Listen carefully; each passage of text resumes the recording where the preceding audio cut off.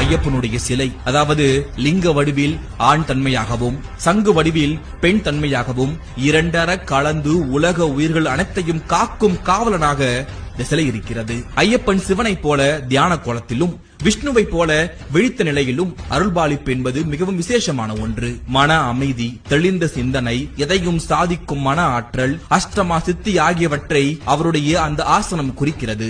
ஆம், சபரிமலையில் ஐயப்பன் அமர்ந்திருக்கும் அந்த முறை ஒரு ஆசன முறை.